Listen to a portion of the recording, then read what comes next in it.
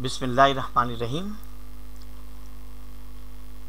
Dear students, MDCAT के students के लिए पास पेपर सॉल्यूशन की सीरीज़ में 2013 का पास पेपर, उसका सॉल्यूशन आपकी खिदमत में पेश किया जा रहा है। इससे कबल 2009 से लेकर 2012 तक के पेपर्स यूट्यूब पर अपलोड हो चुके हैं। आप सबको मालूम होगा हमारे यूट्यूब चैनल का नाम एक्सीलेंस ऑनलाइन है, और अभी तक अगर आपने इस चैनल को सब्सक्राइब नहीं किया तो जल्द से जल्द सब्सक्राइब करें ताकि हमारा भी हौसला बुलंद हो, हम आपके लिए और भी मज़ीद वीडियोस अपलोड कर सकें। Question number 1, complete the sentences by choosing the most appropriate option from the given lettered choices A to E below each. ये एक ऑब्जेक्टिव है और आपको 5 ऑप्शंस में से कोई एक ऑप्शन सेलेक्ट करना है। I dash have to get up early tomorrow morning। अब आप बताइए कि यहाँ A, B, C, D, E इन पांचों ऑप्शंस में से कौन सा ऑप्शन सही है। जी, जो बच्चे पढ़ने वाले हैं वो समझ गए होंगे कि यहाँ have to का मॉडल इस्तेमाल हुआ है और have to का मतलब है कंपल्शन, और चूंकि ये टुमारो मॉर्निंग है, फ्यूचर के लिए है, तो हम यूज़ करेंगे विल हैव या शैल हैव। और चूंकि सब्जेक्ट आई है लिहाजा विल अगर यहाँ होता भी और शेल भी होता तब भी हम दोनों में से शेल को चूज़ करते। यहाँ तो चूंकि विल नहीं है तो of course shall will be the answer, so answer will be a shall. I shall have to get up early tomorrow morning. कल सुबह मुझे लाजमी तौर पर जल्दी उठना पड़ेगा। ठीक है ना। Okay, come to question number 2। He says he is a dash but he can't play the piano or any other instrument and can't sing। अब कौन सा वर्ड ज़्यादा सूटेबल है, म्यूजिशियन, मैजिशियन, फिजिशियन, डाइटिशियन या टेक्नीशियन। तो बहुत easy है, एक बच्चा भी जो मैट्रिक लेवल का होगा वो बता देगा।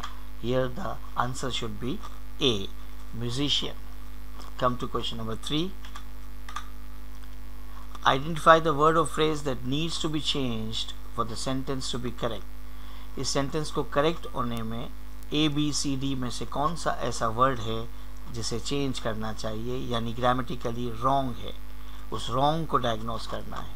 और अगर आप समझते हैं कि A, B, C, D चारों ऑप्शंस करेक्ट हैं तो फिर देयर इज़ नो एरर, तो फिर आप ई को ऑप्शन कुछ सेलेक्ट करेंगे। जी, the secretary must type these letters before lunch. तो चूंकि इसमें बिफोर इस्तेमाल हो गया है लिहाजा यहाँ परफेक्ट के साथ आना चाहिए, सो आंसर इज बी, जो कि रॉन्ग है। इसकी जगह होना चाहिए था the secretary must have typed. Okay, next question number 4 की तरफ आते हैं। Question number 4, I go by the post office every morning on my way to work. No error. बहुत इजी है, आसानी से आप डायग्नोस कर लेंगे कि यहाँ पर डी इज़ द रॉन्ग और डी को चेंज करने की ज़रूरत है, सो डी इज़ द आंसर। ये टू ऑल्सो के मीनिंग में है, यहाँ होना चाहिए सिंपल TO टू, जो कि वर्ब की फर्स्ट फॉर्म से पहले होता है, उसको इन्फिनेटिव बनाता है। Question number 5, choose the lettered word or phrase that is most nearly opposite in meaning to the word in capital letters। यहाँ स्टूडेंट्स एक बात का ख़ास ख्याल रखिएगा कि जब भी वोकैबुलरी दी जाती है तो स्टूडेंट्स का एक जहन बना हुआ होता है, क्योंकि नॉर्मल पेपर्स में पहले सिनोनिम पूछे जाते हैं और फिर एंटोनिम पूछे जाते हैं। यहाँ देखें, पहले ऑपोजिट यानी एंटोनिम पूछा है, तो कहीं ऐसा ना हो कि वो क्वेश्चन एंटोनिम का पूछ रहा है और आप जो है वो सिनोनिम बता रहे हैं। ठीक है, क्योंकि इस किस्म के क्वेश्चन में जो मेन वर्ड है उसका सिनोनिम भी मौजूद होता है। आपके पास वर्ड है ग्रीफ। अब ग्रीफ का ऑपोजिट देखिए, ग्रीफ का मतलब है अफसोस करना, तासुफ करना, लिहाजा इसका ऑपोजिट है रिजॉइस, खुशियाँ मनाना, लुत्फ उठाना। Come to question number 6, blaze. इसका भी ऑपोजिट बताना है, 5 के साथ ही सीरीज़ में है। सो ब्लेज, ब्लेज का मतलब है आग का शोला, तो लिहाजा इसका ऑपोजिट होगा यस, क्वेंच। क्वेंच मीन्स आग ठंडी करना, आग बुझाना, extinguish the fire. Come to question number 7, and now the question number 7 is about synonym. Choose a word most similar in meaning to the capitalized words. Gentle. अब gentle का आपको synonym बताना है in 5 options में से, and it's very easy. Answer is D, calm. Calm and gentle both are synonym. Question number 8, again synonym का question है, word है स्क्वाश, आपको सिनोनिम बताना है। स्क्वाश का भी वही मतलब होता है, यानी निचोड़ना। So answer is squeeze. Squeeze, जब आप केचप की बोतल से केचप निकालते हैं तो उसे स्क्वाश और स्क्वीज कहते हैं। स्क्वीज द बोतल। क्वेश्चन नंबर 9 एंड 10 पैसेज से बिलोंग करते हैं। Read the passage and then I will show you the question, और आपको उसमें आंसर देना है। ठीक है, इस वीडियो को पॉज करके आप ये पैसेज को रीड कर सकते हैं। जब आप पैसेज रीड कर चुके तो आइए मैं क्वेश्चन नंबर 9 को शो करता हूँ। यस,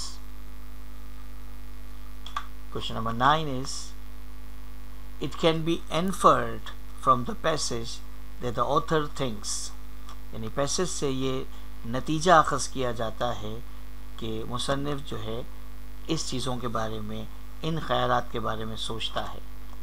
अगर आप पैसेज पढ़ेंगे तो आपको आइडिया हो जाएगा कि इस पैसेज में जो मेन सेंट्रल आइडिया है जो ऑथर दे रहा है वो है, a good personal life can be achieved by recognising the nature of values and there degree of importance.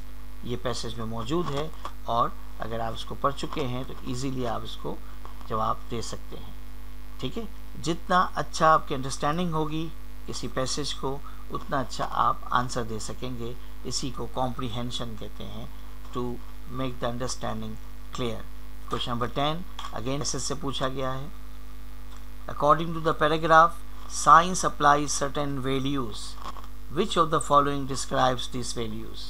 अभी 5 आपके सामने ऑप्शंस हैं, बताइए कौन से वैल्यूज़ के बारे में बात करती है science. Yes, C, truth and accuracy, सच्चाई और दुरुस्तगी, डेटा की और फैक्ट्स की दुरुस्तगी। तो ये थे 10 क्वेश्चंस और उनके आंसर्स। एनटीएस का था, इसमें नेगेटिव मार्किंग भी थी और ऑप्शंस 5 होते थे। अब जो आपके पास पेपर आ रहा है उसमें there is no negative marking और ऑप्शंस भी 4 कर दिए गए हैं, यानी पेपर पहले से ज़्यादा इजी और सिंपल है। लेकिन उसके क्वेश्चंस की तादाद बढ़ाकर 10 से 18 कर दी गई है। ठीक है, मुझे यकीन है कि आपको ये सोल्यूशन पसंद आया होगा। So good luck for your exams and wait for the solution of 2014। Thank you and good luck.